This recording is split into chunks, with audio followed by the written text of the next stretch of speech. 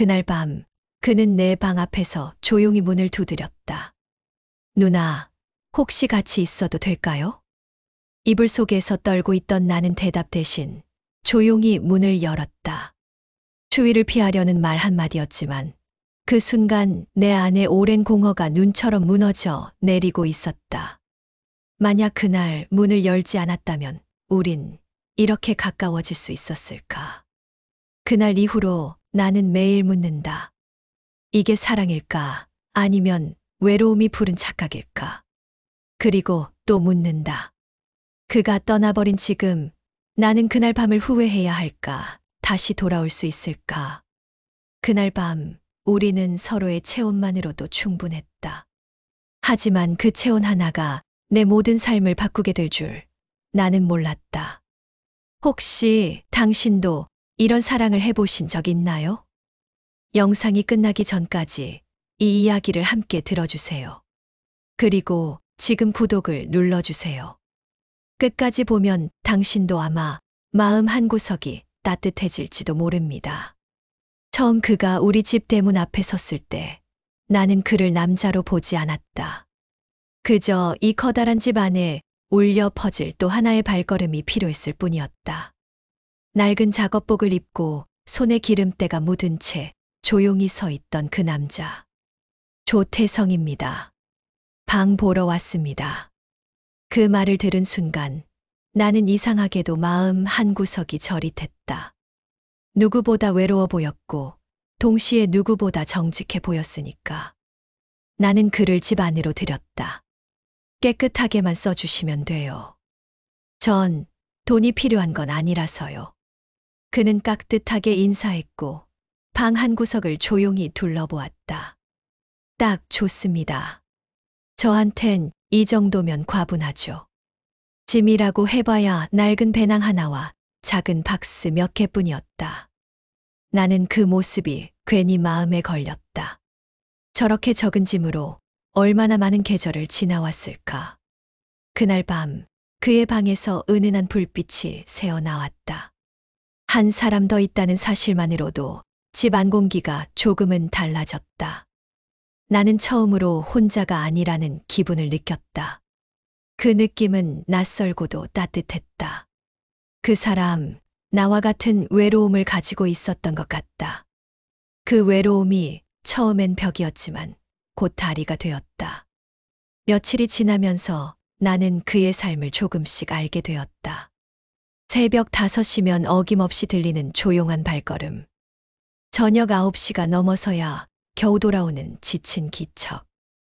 그는 말수가 적었고 공용 공간도 조심스럽게 사용했다. 항상 내가 부엌을 쓰지 않을 시간에 맞춰야만 움직이는 사람이었다. 그런 배려가 고마우면서도 때론 더 멀게 느껴졌다. 하지만 밤이 되면 들려오는 거친 기침 소리는 그를 무시할 수 없게 만들었다.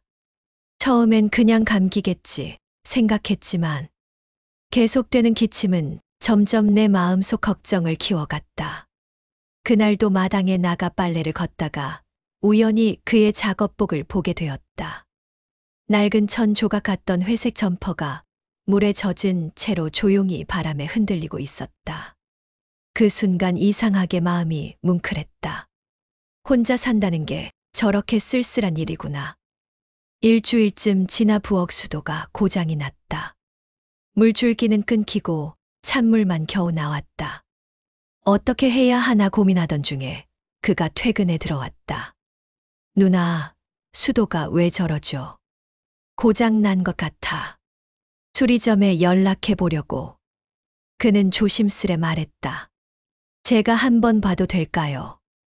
배관 쪽은 조금 다뤄본 적 있어요. 나는 머뭇거리다 고개를 끄덕였다. 그가 공구함을 들고 와 능숙하게 수도 밑을 살폈다. 30분쯤 지났을까 주방에 다시 물소리가 흘러나오기 시작했다. 정말 고마워요. 기사님 부르기도 애매했는데. 그는 웃지도 않은 채 조용히 말했다. 별것 아닙니다. 그 말투엔 늘 체념 같은 것이 묻어 있었다. 마치 누군가의 칭찬에도 자신이 자격이 없다고 여기는 사람처럼. 나는 감사의 표시로 저녁을 함께 하자고 했다. 혼자 먹기 뭐해서요. 괜찮으시면 같이 드시죠. 그는 망설이다가 작게 고개를 끄덕였다. 그날 저녁 나는 오랜만에 누군가와 밥을 먹었다. 된장찌개에 고등어구이, 묵은지 한 접시. 수저를 든 그의 손이 잠시 멈췄다. 이렇게 제대로 된 집밥 먹은 게 몇 달 만인지 모르겠네요. 그 말에 나는 괜히 부끄러워 고개를 숙였다. 그의 눈빛에는 진심이 담겨 있었고 그게 나를 설레게 했다. 하지만 나는 그 감정을 모른 척해야 했다. 아직은 너무 조심스러웠으니까. 그날 이후 우리는 조심스러운 평행선을 유지한 채 서로를 조금씩 알아갔다. 그는 여전히 말이 없었고 나는 여전히 조심스러웠다. 하지만 이상하게도 그가 현관문을 열고 들어오는 순간 집안 공기가 달라지는 걸 느꼈다. 묵직하지만 안정적인 온기. 나는 그 온기가 싫지 않았다. 하루는 그가 퇴근을 늦게 했다. 밤 10시가 넘어서야 대문이 삐걱거렸다. 나는 별 생각 없이 국을 덮이고 있었는데 그가 문 앞에서 말했다. 냄새 좋네요. 미역국이에요. 생일은 아니지만 괜히 끓여봤어요. 그는 잠시 웃었다. 그럼 저도 한 그릇 얻어 먹어도 될까요? 나는 고개를 끄덕였고 식탁에 나란히 앉게 되었다. 국물 한 숟갈을 삼킨 그는 조용히 말했다. 이런 따뜻한 국, 오랜만입니다. 그 말이 그날따라 이상하게 깊게 박혔다. 그는 젓가락을 내려놓고 물었다. 누나는 고향이 어디세요? 경기도 파주예요. 시골도 아니고 도시도 아니고 그 중간쯤. 전 충청도 시골입니다. 지금은 사람도 거의 안 남았지만요. 말을 이어가던 그의 얼굴에 그림자가 드리워졌다. 결혼했었습니다. 오래전에요. 잘 못했어요. 결국 아내도 아들도 떠났죠. 나는 아무 말도 하지 않았다. 그가 말할 수 있도록 기다리는 것이 더 나을 것 같았다. 가족이란 건 그냥 되는 게 아니더라고요. 일만 하느라 가족한테 너무 무심했던 것 같아요. 그땐 몰랐는데 사람이 떠나고 나니 그게 보이더라고요. 이제는 무언가를 새로 시작할 용기도 자신도 없습니다. 나는 국자질을 멈췄다. 그 말 속에서 묘하게 내 마음에 어떤 층이 함께 울렸다. 남편을 잃고 15년을 혼자 살아온 내가 느껴온 허전함과 너무 닮아 있었으니까. 창밖에는 국화 향기가 퍼지고 있었고 밤하늘엔 별 하나가 떠올랐다. 그리고 나는 그에게 물었다. 혼자 사는 거 아직도 익숙해지지 않으세요? 그는 고개를 끄덕이지도 젓지도 않았다. 그저 내 눈을 바라보았다. 그 순간 알 수 없는 떨림이 밀려왔다. 눈빛이 이렇게 깊은 사람이었나. 그의 시선에 오래 머무는 게 왠지 부끄러웠다. 나는 급히 시선을 돌렸다. 하지만 마음은 이미 그를 향하고 있었다. 그 사람을 향해 기울기 시작한 걸 나는 느꼈다. 가을의 끝자락 마당 평상에 앉아 국화를 정리하던 날이었다.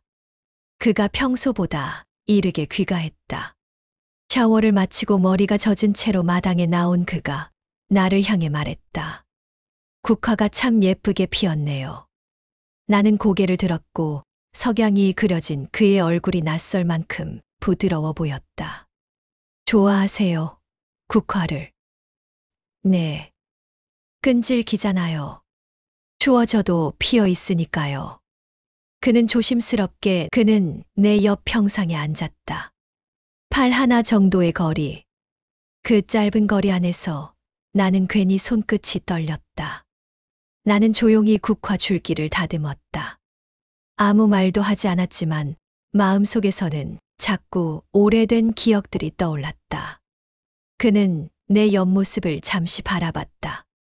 나는 고개를 들지 않았다. 하지만 묘하게 그의 시선을 느낄 수 있었다. 말은 없었지만 뭔가 따뜻하고 조심스러운 감정이 전해졌다. 혹시 외롭지 않으세요? 그가 물었다. 나는 쉽게 답하지 못했다. 외롭다고 말하자니 너무 솔직할 것 같았고, 외롭지 않다고 말하자니 거짓말 같았다. 가끔은 그래요. 특히 밤에요. 저도요. 우리는 그 말 이후 아무 말도 하지 않았다. 그저 서로의 체온이 닿지 않을 만큼 가까운 거리를 유지한 채 국화 향기 속에 조용히 앉아 있었다. 그리고 이상하게 그날 밤 내 잠자리는 유난히 낯설고 따뜻했다. 그 사람의 말이 자꾸 떠올랐다. 가족이란 건 그냥 되는 게 아니더라고요. 그 말이 나를 오래도록 붙잡았다. 마치 내 가슴속 깊은 곳까지 들어와 버린 듯이. 11월 갑작스레 첫눈이 내린 날이었다. 나는 아침 일찍 마당의 국화들을 실내로 옮기고 있었다. 갑작스레 추워진 날씨에 꽃이 다 얼어버릴까 걱정돼서였다. 화분을 옮기다 삐끗. 순간적으로 균형을 잃고 바닥에 털썩 주저앉았다. 무릎에 날카로운 통증이 스쳤고 피가 났다. 일어서려 했지만 다리에 힘이 들어가지 않았다. 그때였다. 현관문이 열리고 그가 뛰어나왔다. 누나, 괜찮으세요? 나는 어색하게 웃으며 말했다.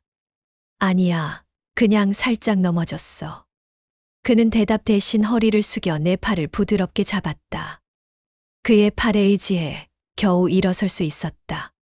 피가 많이 나요. 안으로 들어가요. 소파에 앉으세요. 거실로 들어와 소파에 앉자 그는 구급함을 들고 와 무릎 앞에 무릎을 꿇었다. 잠깐만요. 제가 봐드릴게요. 그의 손이 조심스럽게 내 무릎에 닿았다. 소독약을 묻힌 솜으로 상처를 닦을 때 그의 손끝이 생각보다 부드러웠다. 나는 숨을 들이쉬었고 그는 아주 작은 목소리로 말했다. 많이 아프세요? 아니 근데 왜 이렇게 조심스럽게 다뤄? 그는 웃지 않았지만 그 손끝이 말보다 따뜻했다. 반창고를 붙이며 그의 손이 내 다리에 한 번 더 스쳤다. 그 순간 내 심장은 멋대로 뛰기 시작했다. 그와 내 얼굴 사이엔 두 뼘도 되지 않는 거리. 나는 그를 바라봤고 그도 나를 바라보고 있었다. 그 조용한 정적 속에서 서로의 마음이 묘하게 닿은 것 같았다. 나는 조용히 말했다. 요즘 너 때문에 집이 조금 따뜻해졌어. 그는 아주 천천히 내 손등 위로 자신의 손을 올렸다. 저도요. 누나 때문에 내가 다시 사람처럼 사는 기분이에요. 그 말에 나는 아무 말도 할 수 없었다. 그저 그 손이 너무 따뜻해서, 그저 그 눈빛이 너무 조심스러워서 나는 아무것도 할 수 없었다. 그 순간 마음이 기울기 시작했다. 예고 없이 아주 깊게. 12월의 밤은 유난히 매서웠다. 찬 바람이 창문 사이로 스며들었고 이불을 덮고 있어도 손끝이 시렸다. 그날 밤 보일러가 멈췄다. 텅 빈 방 안에서 나는 담요를 몇 겹이고 덮었지만 몸이 떨렸다. 밤 11시쯤 조용히 문이 두드려졌다. 누나 괜찮으세요? 응, 조금 춥긴 한데 괜찮아. 보일러 완전히 멈췄어요. 내일 기사 불러야 할 것 같아. 나는 웃으며 대답했다. 그럼 오늘은 좀 꽁꽁 싸매고 자야겠네. 그는 망설이듯 서 있었다. 잠시 침묵. 그리고 조심스럽게 말했다. 제 방에 전기장판 있어요. 가져다 드릴까요? 아니야, 너도 추울 텐데. 저는 괜찮아요. 누나가 감기 걸리면 안 되니까요. 그는 담요와 전기장판을 들고 방 안으로 들어왔다. 장판을 펴고 콘센트를 연결하며 말없이 움직였다. 이제 좀 괜찮을 거예요. 고마워. 정말 고마워. 하지만 여전히 방 안은 싸늘했다. 그가 나가려던 순간 나는 말했다. 태성아, 그냥 같이 있을래? 그는 멈춰 섰다. 내 목소리는 작았지만 분명했다. 혼자 있지 말고. 춥잖아. 나도. 너도. 그는 아무 말 없이 고개를 끄덕였다. 그리고 천천히 내 옆자리에 앉았다. 우리는 서로 등을 돌리고 담요를 덮었지만 그 거리엔 온기가 서서히 스며들고 있었다. 한참을 그렇게 앉아 있다가 나는 떨며 말했다. 아직도 춥다. 그가 조심스럽게 팔을 벌렸다. 이리 오세요. 나는 아무 말 없이 그의 품으로 기울었다. 그의 팔이 내 어깨를 감쌌고 나는 이불 속이 아니라 그의 체온 속에서 따뜻함을 느꼈다. 그 따뜻함이 너무 오래 그리워했던 감정이었다. 숨소리, 심장소리, 손끝 떨림. 서로의 온기만으로도 마음이 떨리고 있었다. 이상해, 이렇게 있으니까 마음이. 나는 말을 잇지 못했다. 그는 내 뺨을 아주 조심스럽게 만졌다. 눈을 바라보는 그 순간 모든 것이 멈춘 것 같았다. 누나. 응. 그리고 우리의 입술이 닿았다. 처음엔 아주 조용한 입맞춤이었다. 하지만 곧 마음이, 체온이, 그리움이 서로를 감싸 안기 시작했다. 오랫동안 잊고 있던 떨림, 두근거림, 따뜻함, 그리고 설렘. 괜찮아? 응. 너는? 나도. 그 밤 우리는 서로를 꽉 껴안았다. 아무 말 없이 그저 서로의 온기를 나누며 그 밤 그 강만은 세상에서 가장 따뜻한 곳이었다. 다음 날 아침 나는 눈을 먼저 떴다. 옆에서 자고 있는 그의 얼굴을 잠시 바라봤다. 믿기지 않았다. 이 모든 게 꿈인 것 같아서 그의 따뜻한 숨결을 다시 한번 확인하고 싶었다. 그가 잠든 사이 나는 조용히 부엌으로 나왔다. 커피를 내리며 생각했다. 이제 어떻게 해야 하지? 후회는 없었다. 하지만 걱정은 있었다. 딸 윤서의 얼굴이 자꾸 떠올랐다. 혹시 알게 되면 뭐라고 할까? 이 나이에 이런 감정이 누군가에게는 실수처럼 보일 수도 있다는 걸 알고 있었으니까. 그가 일어나 거실로 나왔을 땐 우리 사이에 조심스러운 침묵이 흘렀다. 잘 잤어요? 응. 너는? 네. 오랜만에 푹 잤어요. 하지만 어색함은 숨기지 못했다. 밤의 감정을 자꾸 밀어내고 있었다. 저 출근할게요. 오늘 좀 멀리 나가야 해서. 그래. 조심히 다녀와. 그가 문을 나서고 나는 한참 동안 멍하니 소파에 앉아 있었다. 무슨 일이 일어날 것 같은 기분이 들었다. 그 예감은 오래가지 않아 현실이 되었다. 점심 무렵 초인종이 울렸다. 문을 열자 딸 윤서가 환한 얼굴로 서 있었다. 엄마, 깜짝 방문. 나는 당황한 기색을 숨기며 웃었다. 어머, 너 갑자기 웬일이야? 엄마 잘 지내나 궁금해서.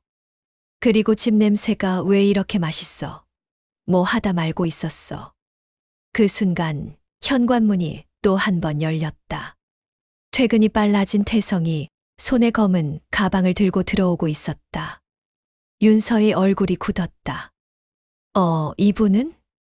나는 침착하려 애쓰며 말했다. 아, 이쪽은 우리 집 새 세입자. 조태성 씨. 태성은 곧장 고개를 숙였다. 안녕하세요. 저는 여기 방 얻어서 살고 있습니다. 윤서는 웃지 않았다. 태성을 위아래로 살피더니 조용히 내게 시선을 돌렸다.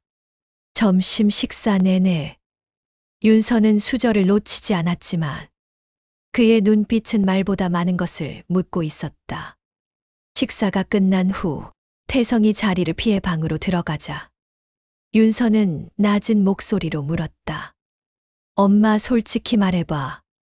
저 사람이랑 무슨 사이야? 무슨 소리야? 그냥 방세 주고 가끔 같이 밥 먹는 사이야. 그런데 왜 둘이 그렇게 자연스럽게 보여? 엄마 혹시 이상한 생각하는 건 아니지? 나는 숨이 턱 막혔다.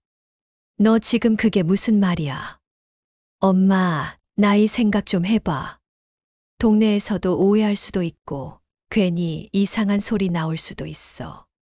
그 말에 나는 가슴이 철렁 내려앉았다.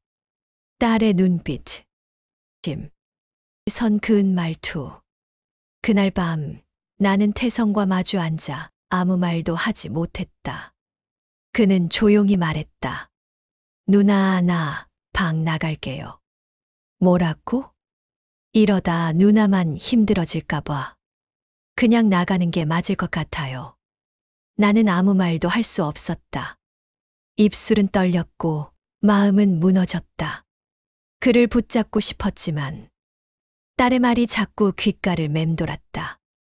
엄마, 나이 생각 좀 해봐. 그 말 한 줄이 우리 사이에 선을 그었다. 며칠 후 그는 말없이 짐을 정리했다. 낡은 가방 하나, 작은 상자 2개. 그게 전부였다. 마치 그가 여기에 잠시 다녀간 바람 같은 사람이었다는 걸 증명하듯. 나는 아무 말도 하지 못했다. 말을 꺼내려 하면 목이 메었고 눈을 맞추면 심장이 아파왔다. 그가 나간다는 사실을 인정하고 싶지 않았지만 그를 붙잡기엔 너무 많은 말들이 내 안에서 엉켜 있었다. 그가 방의 문을 조용히 닫은 그날 밤, 나는 홀로 거실에 앉아 있었다. 그의 발자국이 사라진 집은 다시 예전처럼 조용해졌지만 그 조용함은 이번엔 더 깊은 공허로 느껴졌다. 나는 무언가에 이끌리듯 창고 문을 열었다. 거기엔 작은 종이봉투 하나가 있었다. 누나에게 흘려 쓴 그의 글씨체. 나는 그 자리에 쭈그려 앉아 편지를 펼쳤다. 누나, 제가 들어오기 전 이 집은 그냥 집이었습니다. 누나가 웃을 때 여기서 나는 처음으로 집 냄새를 맡았어요. 누나 덕분에 저도 다시 사람이 된 기분이었습니다. 감사했습니다. 정말로 사랑했습니다. 손이 떨렸다. 글자가 흐려졌다. 눈물 때문이었다. 가슴이 찢어질 것 같았다. 이걸 왜 지금에서야 읽게 된 걸까? 나는 봉투를 가슴에 꼭 안고 서둘러 부엌으로 향했다. 밥을 짓고 국을 데우고 반찬을 꺼냈다. 정갈하게 상을 차렸다. 이건 사과이자 고백이었다. 그의 방문 앞에 섰을 때 나는 목이 메는 걸 참으며 말했다. 태성아, 문 좀 열어봐. 나 할 말 있어. 문이 열리고 우리는 마주 섰다. 나는 손에 들고 있던 밥상을 보여주며 말했다. 그날 밤이 실수였다면 난 앞으로 계속 실수하고 싶어. 그의 눈동자에 눈물이 고였다. 그리고 조용히 말했다. 누나, 나 이제 어디 안 가요. 나는 고개를 끄덕이며 말했다. 나도 다시는 놓지 않을 거야. 우리는 서로를 꼭 안았다. 누구도 먼저 말을 잇지 않았고 굳이 설명하지 않아도 서로가 느끼고 있었다. 우리는 다시 시작할 수 있었다. 처음보다 더 단단하게, 처음보다 더 진심으로. 그날 이후 우리 사이엔 더 이상 벽이 없었다. 부엌을 오가는 발소리도, 식탁 위에 나란히 놓인 수저 소리도 이젠 익숙한 일상이 되었다. 고등어 싱싱해 보여. 오늘 저녁에 구울까? 좋아. 너 고등어 좋아하잖아. 장바구니를 들고 시장을 걷는 발걸음. 계절이 바뀌는 냄새 속에서도 서로의 체온은 언제나 곁에 있었다. 나는 저녁마다 목도리를 떴다. 남색 실을 고른 건 그 색이 태성의 눈빛과 닮아서였다. 태성이는 나한테 조용히 말했다. 누나가 만들어준 거니까 더 따뜻해요. 우리 둘이 느끼고 있는 따뜻한 감정은 그뿐만 아니었다. 따뜻한 건 목도리 때문만은 아니지. 설거지를 하며 손끝이 닿을 때, 텔레비전을 보며 어깨를 기댈 때, 그들은 말없이 서로의 마음을 확인했다. 이제는 나가 아니라 우리가 되었고, 집은 다시 살아있는 공간이 되었다. 일요일 아침, 창가에 앉아 라디오를 들으며 마시는 커피. 햇살이 두 사람을 감싸 안았고, 그 속에서 나는 조용히 말했다. 이런 평화가 이렇게 따뜻할 줄 몰랐어. 태성은 고개를 끄덕이며 대답했다. 사람이 사람 곁에 있을 때, 그게 가장 큰 위로가 되는 것 같아요. 그날 밤, 마당 평상에 나란히 앉은 두 사람. 국화는 다시 피어 있었고, 별은 조용히 내려앉고 있었다. 나는 말이야, 내가 내 옆에 있어서 참 다행이야. 나야말로요. 누나가 아니었으면 난 아직도 버티는 삶을 살고 있었을 거예요. 그들은 서로를 바라봤다. 오랜 세월을 지나 다시 만난 사람들처럼. 황혼은 늦은 시간이 아니었다. 그들의 사랑은 오래 타오르기 위해 조금 더 천천히 불붙은 것이었다. 누군가에게 늦은 사랑은 부끄러움이지만 누군가에겐 다시 살아갈 이유였다. 그리고 그 이유가 지금 이 순간 옆에 앉아 있다는 사실이 세상에서 가장 감사한 일이었다. 혹시 지금 당신도 누군가의 체온이 그리운 계절을 지나고 있다면 이 이야기 속 두 사람처럼 늦게 찾아온 사랑이 당신 삶에도 조용히 문을 두드릴지 모릅니다. 그때 망설이지 말고 그 손을 꼭 잡으세요. 이 영상이 당신 마음에도 작은 온기가 되었길 바랍니다. 그리고 이런 따뜻한 이야기 앞으로도 함께 나누고 싶다면 지금 구독 눌러주세요. 외로운 밤 당신 곁에도 조용히 찾아올 이야기를 준비해 둘게요.